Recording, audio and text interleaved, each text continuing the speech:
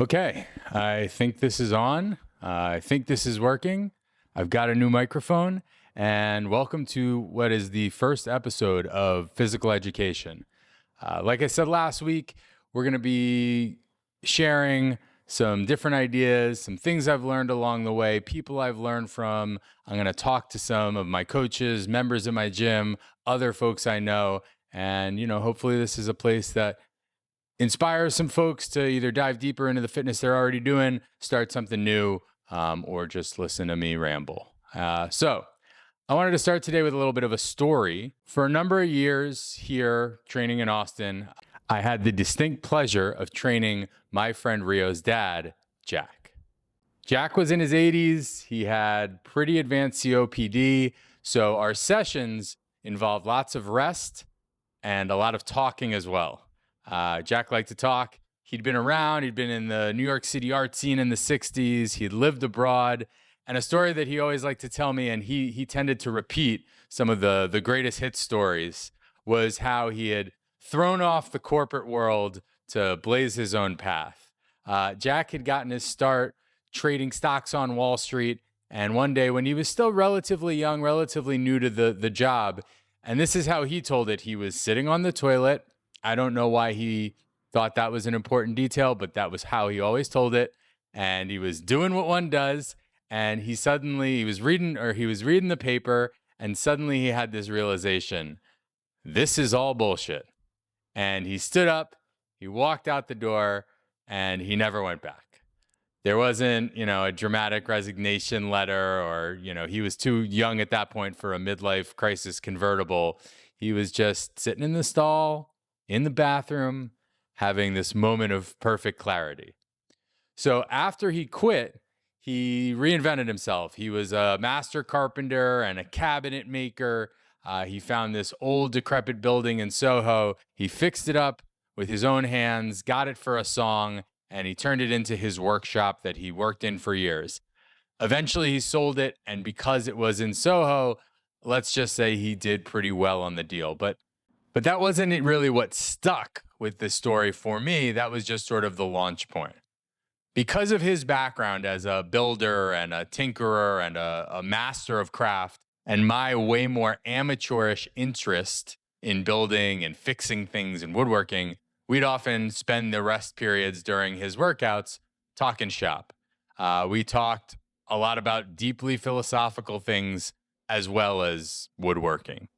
One of his first questions he ever asked me was, "Noah, why do we self-sabotage?" I was like, whoa. But anyway, we'd be sitting there and he'd have some crazy idea. He'd want to replace one of the walls in the gym with some sort of load-bearing foam or something else crazy. And I'd be kind of skeptical and worried about the result. And Jack would shake his head at me and good-naturedly, or as good-naturedly as he got, he would say, "You kids," this is a boomer take, "you kids are terrified to be bad at things. You look at a challenge and you say, what if I mess this up?" And then you do nothing. You stall. Nothing ever happens.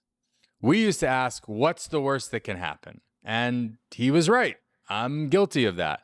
I would stare at some projects. I still do it sometimes at home, at the gym, or at writing something new, or learning a new skill, and I'd feel that little internal clench, right? The fear of being a little less than perfect. I'd look at Jack, somebody who had, sort of reinvented his life on a random weekday morning, and I'd think, wow, where do I get that kind of courage? And it turns out there is a place you can train it, and it turns out we were already at that place. It's the gym. So hear me out, because this is going to sound a little backwards at first. Gyms are places that are designed for you to fail over and over, repeatedly, in public, with people around, and somehow you're going to keep coming back. Most places in life punish failure, but in the gym, we expect it, we encourage it, and if you're doing it right, it almost demands it. You can think about your first pull-up attempt, or the first day you touched a barbell, or the moment the coach says, "Hey, today we're going to learn how to handstand walk," and you are looking for the nearest exit. Well, that's the point. The gym can become this weird little laboratory for trying and failing and laughing at yourself, refining, and eventually succeeding. It doesn't have to be punishment, it's practice. So today we're going to talk about why getting into a gym and doing something hard and failing is actually great. Maybe not in the moment, maybe not while you're brushing yourself off the ground, but overall for your life. So we're going to talk about 5 different reasons why the gym is a perfect place to fail, or why you should fail more often at the gym. So reason number 1, there are lots of little hard things. Real life can sometimes have 2 settings. We have the sort of boring, normal, predictable day-to-day, and then those, oh shit, epic challenges. Unless you're in school or something, you probably don't have a lot of small to medium hard things to practice on. So you get lulled to sleep by the day-to-day, and then overwhelmed when a big, challenging thing pops up. And the gym is great because it's full of hard stuff to do, but most of it is kind of little. It's a movement, it's a workout, even just showing up day after day. That gives us lots of unique practice points, opportunities to summon the mindset and the resilience that we need to overcome hard things in life.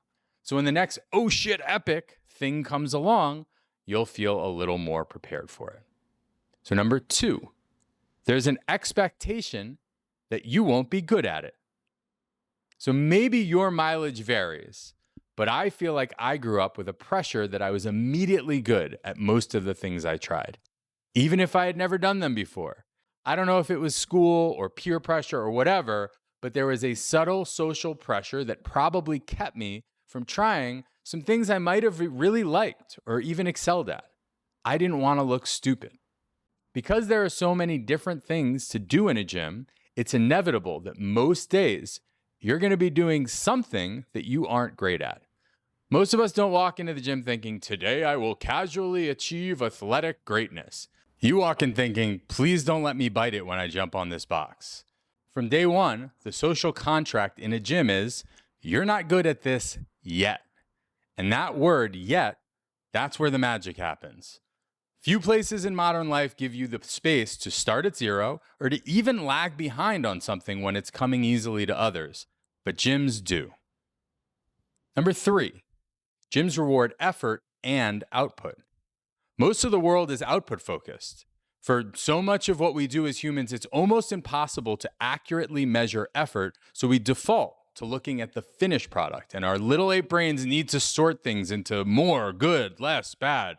Whether someone got lucky or had weird, natural, savant talent, or whether they worked themselves to the bone, we see the value in the finished product and not much else. Working on your fitness comes with a bucket full of ways to measure effort, progress, and then output. You track the things that will lead to the big, sexy outputs, the reps, and the sets along the way, and you and everyone else can see them add up, and you see the grind of putting in that work. Also, gyms tend to celebrate these little intermediary steps along the path to super fitness. Trust me, I've done this for a while. I have seen the gym go absolutely bonkers for someone getting their first pull-up, while an elite athlete across the room is cranking out sets of 10 pull-ups at a time. It's not that the super athlete's work goes unnoticed, but high-level accomplishments tend to be understood in totality. You see someone who is super fit, or who finished first in a workout, or who won a competition. But the more granular and easily understood wins, things like a first pull-up, tend to be front-loaded. They're early steps on the way to the bigger picture. Unlike in real life, at the gym, we get to put our eyes on both the struggle and the success, and we get to respect both parts equally. Number 4, gyms make failure safe and low stakes. So you failed a rep. Cool. Shake it off. Get up. Try again. You got stuck at the bottom of the squat. Shrug the bar off your shoulders and stand up without the weight. You know what's never at risk when you fail at the gym? Your bank account, your career, your relationships, your overall life. Failure becomes kind of harmless. It becomes almost fun. Well, even if it's not fun, even when it's frustrating, it's just a data point. It doesn't have any real lasting consequences. And like I said before, since there are so many reps, so many opportunities at the gym, the relative importance of any single one of them is diminished. They get lost in the sauce, if you will. So when failure isn't fatal, you are free to explore who you could be on the other side of it. Number 5, gyms cultivate identity humility. This is one of my favorite parts, and not enough people talk about it. But when you fail regularly in front of people, with people, you start loosening your grip on your ego. You stop clinging to the identity of, I am good at everything I try, or I must appear competent at all times. All of the stuff I said before, it might not happen overnight, but eventually you tend to loosen your grip on some of those weird social lessons that the world has etched on your soul. You become more curious. You become more coachable. You become more open to new things. You become more able to say, I don't know how to do that yet. Can you teach me? You become more comfortable laughing at yourself. And you become more resilient when you inevitably do mess up. Identity humility isn't weakness, it's adaptability. Because people who cling to a rigid sense of who they are can't grow. People who practice humility, even accidentally, they become unstoppable. The gym is basically exposure therapy for your ego. Every failed rep is a reminder that, hey, you're human, and that's fine. Before I wrap up, I'd be remiss if I didn't talk about what the big force multiplier of a gym like this is. Because you can fail alone in your garage, that's one thing. And you'll definitely learn something from it. Hopefully you don't pin yourself under a barbell while you're benching and wait there for a few hours before your roommate or your significant other comes home and frees you. But when you fail surrounded by other people who are also failing, that's a community. It's said that what bonds soldiers together so effectively is shared suffering with a sense of humor. Sound familiar? Because gyms build environments where effort and laughter is visible and shared. And suddenly failure isn't isolating, it's bonding. You look around and you think, oh, it's not just me. Everyone's human here. And humans are social learners. That sense of belonging is hardwired into us. And we are braver together than we are alone. So how will this change your life? Well, everyone goes to the gym initially to improve their health and fitness, but oftentimes the most valuable returns show up outside of the gym. The person who is terrified of a barbell becomes the person who can have hard conversations at work. The person who is afraid to look silly trying a new movement becomes the person who signs up for a pottery class or a guitar lesson or starts writing again. The person who couldn't do a pull-up starts backing themselves in moments that used to make them shrink. Confidence doesn't only come from having natural talent or from being effortlessly good. It comes from trying and failing and realizing you survived and that it wasn't as bad as you thought it would be. So, when I think about my conversations with Jack, I think about what he knew that I didn't yet. You don't need perfection to create change. You do need courage, but courage is a skill. It is one you can practice. So if you're watching this and something in your life feels stuck, maybe the place to start isn't a 5-year plan or a grand declaration. Maybe it's just the gym or a single class or a challenge that you might fail. Because if there's anywhere that's designed for safe failure, humble effort, and brave beginners, it's right here. And you never know.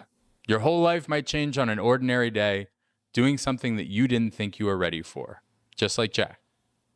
So I hope you enjoyed this. This was my first episode. I'm learning as I go. Please subscribe if you haven't already.